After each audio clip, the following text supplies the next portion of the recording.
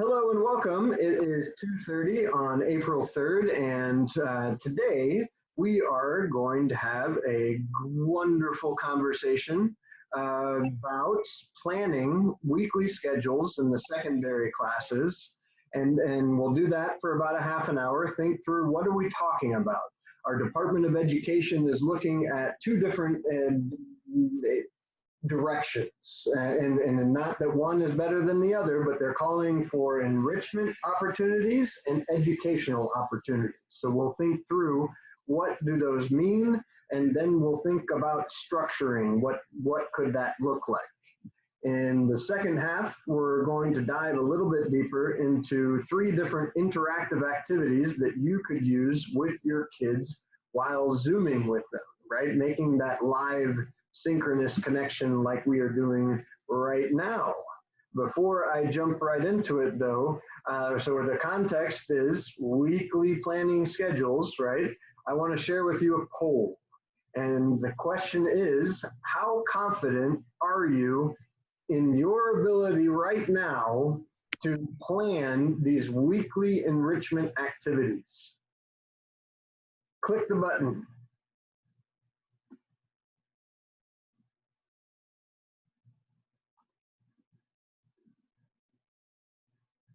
Looking good. Another 5 seconds.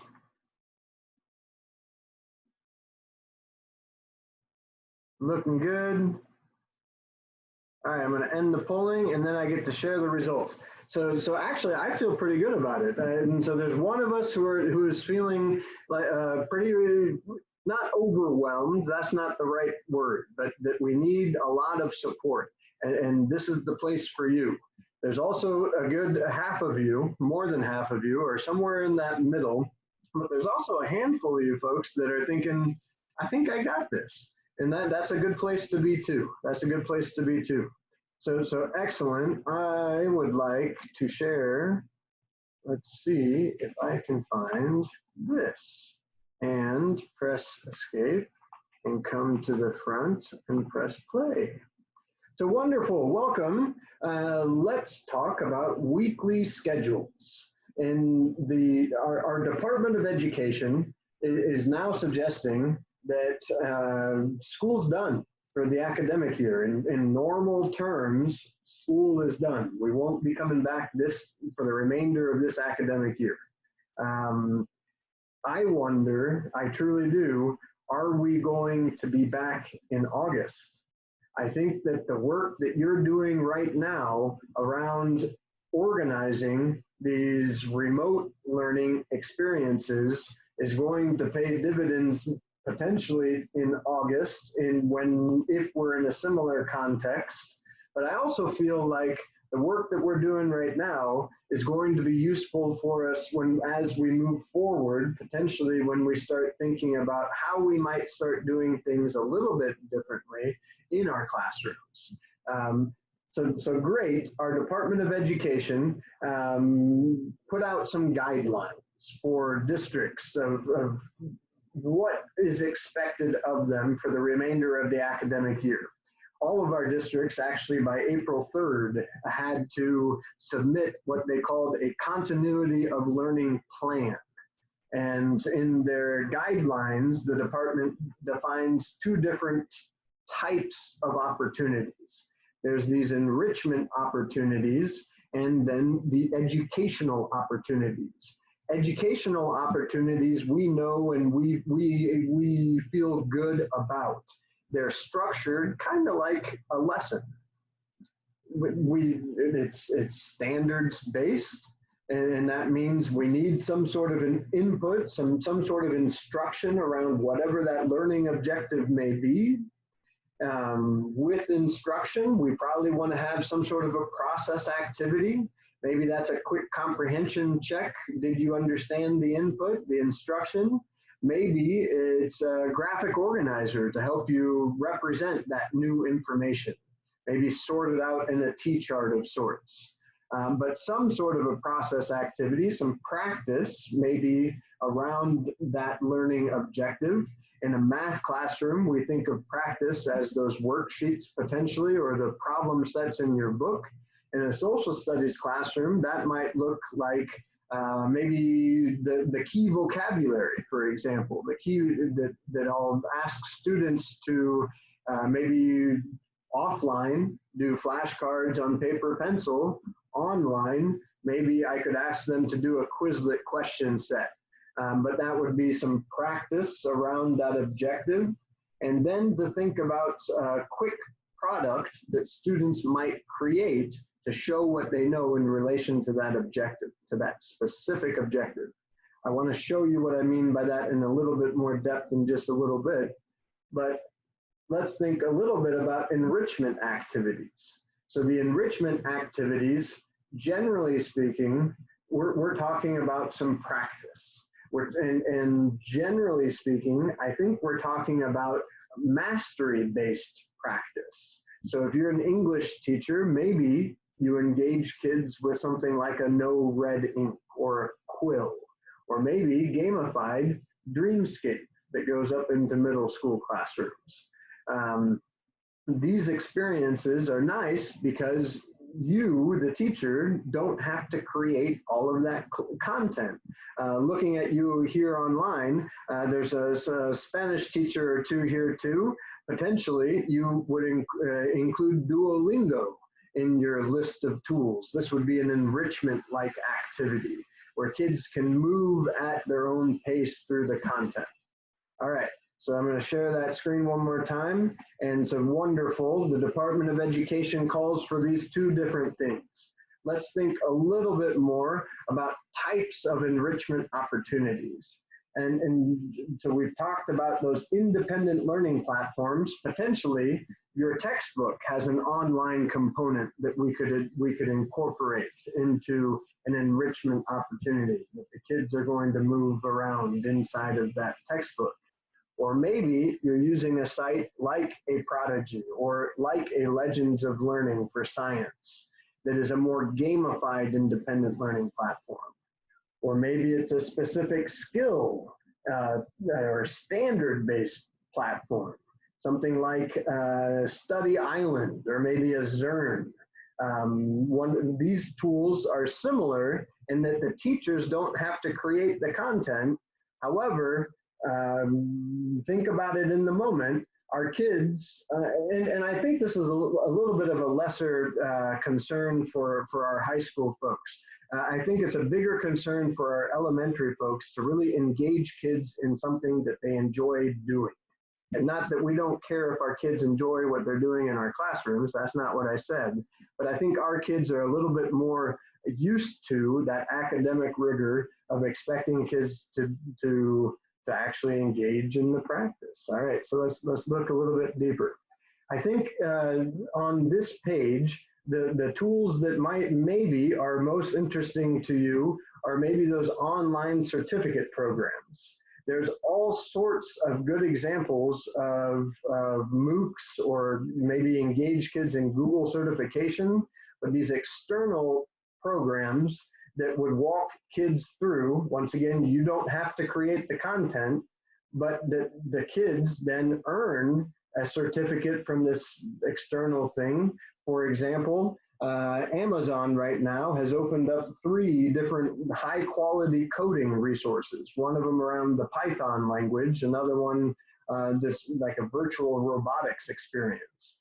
Third one around using music to code, which is, I've not done that before. But the point being, potentially, that's another example of an enrichment opportunity that the teacher, don't really have to create the content. I want to focus, though, with you guys, because I want to focus with you on the educational opportunities. Of the schools that we work with in our area, I believe every one of you, every one of us, is focused more on these educational opportunities, where we're talking about trying to do some sort of continuation. We're going to continue learning, right? Obviously, we can't plug in everything that we could do when times were normal. This is craziness, right? So we need to think through some manageable expectations. How can we organize these weekly educational opportunities? And that's what I really want to focus on with you, in helping you think through for in a given week, breaking down the bigger goals of what might be in your unit or in your chapter or in your text, or however you were doing things before, whereby in a unit you might have hit 4, 5, 6 different standards, maybe. I'm suggesting to you that in these times, it's a good idea to think about these educational opportunities in one-off, weekly educational opportunities where we focus on one objective, one standard. We dive deeper with some input, not 30 minutes, not an hour of reading, but 15 minutes or less of input, that instruction. That might be a reading, it might be a video, it might be an online interaction. It could be that combination of online and offline experiences. But the biggest point here is that we can't lose track of best practices in education. The Department of Education defines these educational opportunities as standards-based, but also engaging kids in research-based best practices. So with that in mind, we have to recognize that there needs to be some input for kids to then chew on, right? And we know this in a process activity, and then to engage in that practice and potentially to ask students to create a product as well. Let's dive just a little bit deeper. I'm excited to share with you a weekly schedule generator. And so if you play along, if you decide to do this, and you don't have to do this, that's fine. But these resources on this site, I'm going to open up the chat here. Come here and more and chat. And I believe that's the website right there. It's in the chat. So this site walks you through what we're talking about. So we just looked at that need for instruction, process, practice, product. You don't have to necessarily identify online and offline tasks, but maybe you do. Maybe you do have a population of kids that don't have access to online tasks. And so and this is the link to a blank chart like this that will help you identify what we're learning, think about from a student perspective, what are we talking about, identify what we're asking kids to do, and the beauty of it is if you play along, you can enter it into a form, you can then pick what template you would like. When you press submit, it then sends you an editable Google slide that could be shared as is, or you can change it to meet your needs, or it could be potentially printed for those kids that don't have access to the internet. But again, the bigger point is that we're helping to organize that weekly experience and trying to think about this in manageable expectations, that in 1 week, we would get through one chunk of information, one objective. We'd hit on that one thing. We'd have some instruction, process, practice, product around that one idea. We're going to come back here and dive just a little bit deeper to what we're talking about. So here are some manageable expectations for elementary folks. I want to focus on our middle school and high school people here. I recommend that we're thinking about one educational opportunity a week. Potentially, you're including all of this instruction, process, practice, product. Maybe your school district has said, we are not going to do more than one assignment per week. I know one of my districts has said that. Maybe you can do 2 or 3, but potentially then that product might be an optional experience. I want to open this up here too.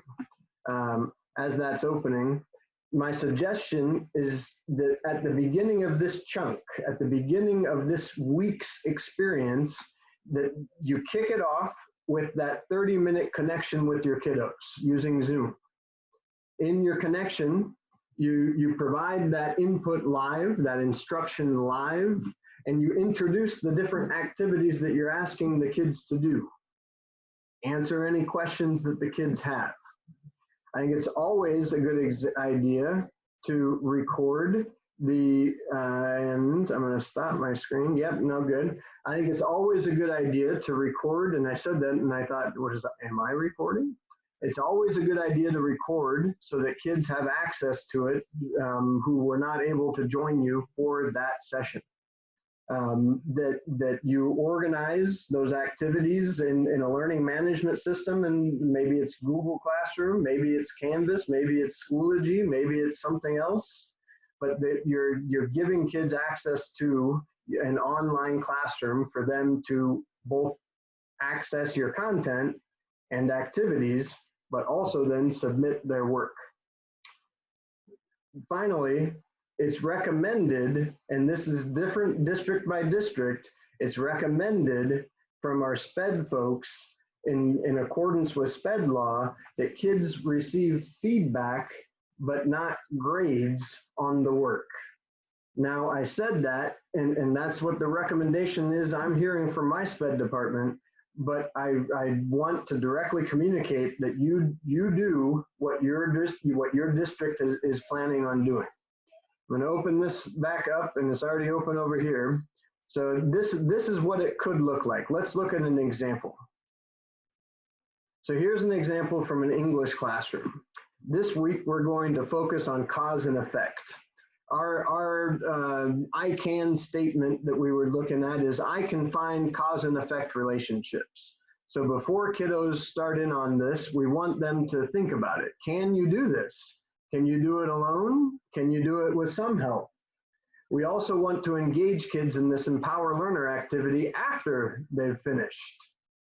So wonderful, they've thought through, they know what we're learning. It's important, right? The kids know what we're gonna learn. And now we have some input about cause and effect. Maybe the offline is that textbook. There's a graphic organizer on page 312 with information about how cause and effect, so that you review that with a family member potentially, or do it independently potentially.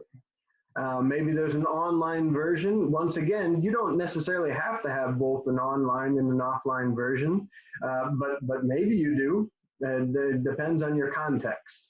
But the bigger point here is that we have input about the learning objective. Now notice the input is not the reading. It's not half chicken. That's not the input. The input, right, the instruction is about the objective. We need a quick video or a quick reading that explains cause and effect. I think that in this moment, it can be easy to forget the need for that instruction. It can be easy to give folks the practice, to move straight to the practice, and maybe we forget that they still need that input. And so I'm really trying to drive home that idea. We need to give kids access to a quick, we're not talking an hour-long input session or instruction session, but we need some input. So wonderful. After that, now we're going to process. So within this context, you're going to read Half Chicken, and then you're going to fill out that graphic organizer. Now, to make this a process activity, students have to get some immediate feedback, right? So potentially you, the teacher, fill out that same rubric, and the students then check their answers against yours to see if they're on the right path. Biggest point here, once more, we need input that addresses the objective, and with the process activity, students need immediate feedback even in that offline context. Immediate feedback online is a whole lot easier. You could throw it into your learning management system. Maybe it's a quiz question, for example. But they need that immediate feedback. Next up, maybe we're diving deeper, more practice. So you've done it, you've checked your answers, you know you're on the right path. Now it's time for some more practice, and that you're going to read another. So we read about half chickens. Those are like half sisters. And now we're going to read about the lion and the mouse. So we got chickens, lions, and mice. You're going to fill out that graphic organizer again. With an online option, maybe instead of reading the text, you have access to watching the video for those who prefer to hear it be read to them. But the biggest point is that that activity is the same, right? You're going to fill out the graphic organizer, and in an online option, maybe you'd be submitting it to your learning management system. You're finding the cause-effect relationship. Great. Notice it says optional here. Once again, I want to emphasize it's important that within a district, it's really, really super important for all of your families, for all of your kids, that there are some consistent expectations across your district. So I really want to drive home, I'm suggesting this is a way to do this. You need to remain consistent to whatever it is that admin team is, and your school team is saying. So maybe this practice is an optional experience. Maybe it's not. Maybe it's everybody's expected to do this. The same might be true of that product idea. Here with the product, we're not talking about a 30-page essay. We're not talking about a 25-slide presentation. We're thinking something quick. So within this context, maybe you share what you did with the practice inside of that learning management system. Maybe it's in Seesaw for an elementary folk, or maybe it's through email. Maybe it's that Canvas. But you're going to share what you've done. You're going to show what you've done. Great. That's one example. I want to come back over here and harp once more on the idea that we have manageable expectations. That I'm strongly suggesting that you focus on one objective a week. Now, that doesn't mean that you can't do like a unit. If I scroll down on this page, you could engage kids in a unit. I'm looking at Van online here. He's a social studies teacher. So potentially in the social studies classroom, we could have students do something similar to an end of the year project. They're going to pick their own ancient society, I don't know, the Greeks, and then so they get to pick, there's some choice there, right? And then they need to, week by week, we'll focus on the economy. And so now the input then is what types of economies are there?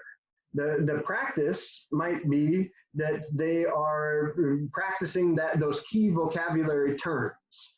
And the product is that they're going to create one slide that week that talks to the economy. The next week, we'll go on to geographic location, right? And so week by week, so you're still addressing one objective every week, but week by week, you're diving deeper, and the final product is something a little bit larger. There's something similar, maybe that you'd see in a unit in your class. I'm looking at Deb Boulin, and she is a math teacher, right? Hello, Deb. Hello. And so in a math classroom, you're going to have to slow down, right? We're going to have to slow down. Maybe you do get through 2 typical lessons, but you're not going to get through 5 lessons like you were, right? And so having manageable expectations in those classrooms and really thinking through that input or an instructional activity, process, practice, and product. I'm going to share my screen one more time and share. So I'm going to scroll back up here. So remember, on this website is where you'll find, I don't want to go too quick for you, a direct link if you're interested to that Department of Education content. You'll find, currently I've expanded on educational opportunities. I plan to add more around enrichment opportunities, but the guidance around those educational opportunities, that chart, if you would like to use it, then that weekly schedule auto generator. If you want to Qt, I don't do Qt very well. I think a few of you know me well enough to know that, but I tried, and we put together some templates for things then that could be printed or shared as is to communicate what is our path this week. Here's the link to that middle school weekly plan template. If you're interested, it has that example in it.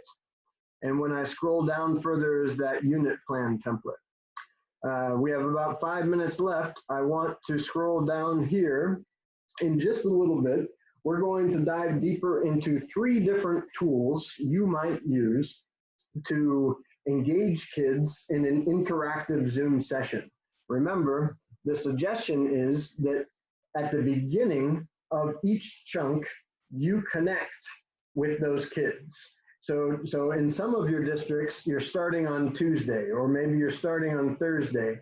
But so start whenever. I actually don't recommend, I think it'd be super overwhelming if every one of those teachers started on Monday. That's a whole lot of new stuff for those students. And so potentially that you figure out inside of your district that on Monday, we focus on period 1 in the morning, period 2 in the afternoon, but those are administrative decisions too.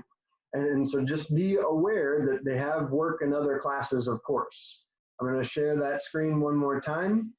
But so great, let's, inside of that beginning conversation in Zoom, there's a few different ideas for some online tools that could help make it interactive. We're not going to look at every one of these things today, but we will play with Nearpod, one of my favorites for an interactive presentation. We will also look at Jamboard, an interactive whiteboard that could be used as a process activity potentially. And then also I would like to play with GimKit.